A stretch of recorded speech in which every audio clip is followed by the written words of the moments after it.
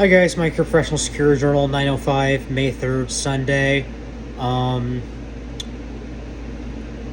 This video is going to touch on a very, call it timely and important topic that I wanted to rehash. I don't remember when in the last 12 months, within the last year or so, but I made a LinkedIn post that I'm going to link in this YouTube video in the description. I previously have spoken on LinkedIn about the Kansas City Bash placement study. And with the advent, with what's happened recently at the White House Correspondents' Dinner, there's one of the photos that's going viral, one of the photos that's making its way around, is I'm going to assume a Secret Service federal agent who had a sash around his self. It was orange in color that properly identified him as a law enforcement officer. I have been aware of this product for maybe 3, 4, possibly even 5 years now at this point. The safety sash was present in a couple of these viral photos is called the DSM safety product, the DSM safety sash. The DSM being "Don't Shoot Me." The sash was developed by a SWAT sergeant, an active serving law enforcement officer, to prevent blue-on-blue incidents, i.e. friendly fire accidents, i.e. I'm a plainclothes law enforcement officer, not me obviously. For context, I'm an armed security officer. I'm a security guard, that's it. Full disclosure for those of you who are newer to this channel. But if I was a plainclothes law enforcement officer going into something, on DSM's website, they have an officer off duty. His wife calls him, asks for him to wait outside the business. Well, all of a sudden he hears commotion, goes into the building, and it's actually an assailant with a blade. But the whole time he's got one hand on his firearm and he's got his hand out. Hey, cop, cop, cop! He's IDing himself, and he shoots the assailant. He shoots the blade, but then a uniformed, marked officer, when they arrived to the scene, obviously it's a hot scene, very dynamic. As people are making their way out of the building, they identify him, the cop, as the assailant. Blue shirt, khaki brown pants. I forget the verbiage used in the video. But the plainclothes off-duty police officer is the one ID'd as the assailant. The uniformed officer, as soon as the plainclothes officer, the off-duty cop, fires his shots at the blade, neutralizing the threat, the plainclothes cop is then in turn neutralized by the on-duty, marked, uniformed police officer. That's the first half of the video, and then it goes into how could we have done this differently. Well, with the DSM safety sash, as the cop makes his way out of his vehicle, he throws the sash over himself. Proper deployment of the product. He's now ID'd as police. He's got it in line with the Kansas City Bash placement study, high up on the chest, marked as a police officer. Yada yada yada. Yes, he's still in plain clothes. Yes, he's still in the same blue shirt, khaki pants, but he has his product over himself. He's properly identified as a Leo. So now people are coming up to him, help, help, help, he's this way, he's this way, he's this way. He's got police high and tight, just like the Kansas City Bash placement study dictates, more or less. I'll call it a dictation. And I haven't watched the full 6-7 minute product video, but more or less that's the gist of DSM products product video. It's, hey, without being ID, this can happen to you. Blue on blue, friendly fire. Well, with our product, you're more easily identified. So, with the advent of the White House Correspondents' Dinner, I haven't made a YouTube video on it yet. I'm a nobody's security guard, obviously. Last year, when Trump had his whole ear incident, I spoke on a very limited basis on particular points that I could speak to as a security guard. I don't have rifle experience. I didn't touch on the rifle at all. I had handgun experience. I touched on the female Secret Service agent that went viral having issues fishing her way back into her holster. And I've last year, I don't remember what exactly I said in that video, but more or less, I gave that female agent the benefit of the doubt. Adrenaline's going through you, chaos is going, you know, most people don't train under stress. Is that wrong? Yes, but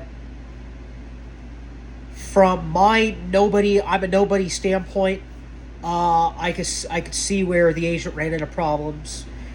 But again, that doesn't excuse the fact you're a federal agent, you're a federal law enforcement, you shouldn't have those issues. But within that particular case last year, I briefly touched on certain aspects. That was one aspect that I can remember touching on was I can understand having issues fishing your way into your holster. Again, that doesn't excuse the fact these are federal agents we're talking about. Federal officers are supposed to be cream of the crop. I'd like to think as a federal officer, you're supposed to know your shit. FLETC training's limited. I get that. I've been down there myself. So, you know, we don't get everything. But this comes back to in-service training. And this also touches on one of my basic frustrations in private security. No private security agency, at least that I've worked for, nobody here in Vegas gives a fuck about training. So, at least within a security context, we don't get training. We don't get in-service training. Nobody pulls us off shift out of the field and gives us ongoing baton refreshers. Nobody gives us pepper spray refreshers. I've grown increasingly bitter with the industry lately. And yeah, that's just been my thought process lately is I'm a less lethal instructor. I took the time to get those credentials thinking it was going to set me apart. But all it's done for me in my career is I get called a fucking know-it-all. And yeah, it pisses me off. That's why I curse and I get emphatic at times, even though I'm trying to ease on my cursing on this YouTube channel. These are the things that get me cursing. These are the things that get me pissed off and worked up within the industry. I'm tired of being called a fucking know-it-all. All I do, and all I did, my thought process way back when I took all my instructor credentials, ASP, Sabre, Axon, Taser Law Enforcement Division. I took those three direct for the manufacturer credentials, courses for advanced knowledge. I didn't give a shit about being an instructor. Actually, I did back then. I didn't give a shit, but, you know, nowadays I don't give a shit about being an instructor. My thought process back then was, I want the advanced knowledge. I want to help people. I want to help fellow security. I want to help mold the next batch. Me lately being so bitter with the industry, I don't give a fuck about being an instructor anymore. Because I get called a know-it-all, and I get called arrogant, and I get called names simply for trying to help, simply for trying to use that knowledge to help push this industry forward, to help my team out. I get called a know-it-all simply for giving a shit. I get called egotistical simply for having pride and passion in what I do. It's worn me down. It's gotten me bitter. I own it. On camera, I own it. But yeah, not getting in-service training and security is one of the laundry list of reasons of why I've grown increasingly bitter and pissed off about this industry. But yeah, I just wanted to more or less reflag the Kansas City batch placement study and make timely, call it tidbits in light of the White House Correspondents' Dinner, in light of this product coming out into fruition, in light of this safety session I've known about for years, getting its 15 minutes, so to speak. It was used, to my personal knowledge, this was its first viral deployment in a duty setting in years, if not for the very first time that this product has gone viral. And it was used within a federal law enforcement setting. So, yeah. This was kind of a rant. I'm all over the place right now mentally. That's really all I got for you. Just like I said, wanted to flag this product, wanted to rehash the Kansas City batch placement study. I'll drop my LinkedIn post in the YouTube description, as well as the link to the product. They also have safety sashes for CCW holders. If you can still carry as an armed citizen, as a prepared citizen, they have a CCW sash. If you're security, they have a safety sash for you. Feel free to go out on their website, explore their products. They will ask for credentials. That's one of the things the company's adamant about, is they vet people before they ship their product to you. They don't want they don't want Joe Blow in the street getting their hand on a police sash and then, oh, I'm out here, possibly doing acts with a police sash.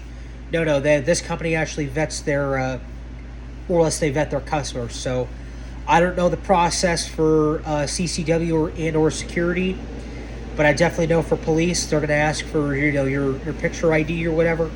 I don't know about the police product, or excuse me, I don't know about the non-police products, the civilian products, but they definitely vet people for those police sashes.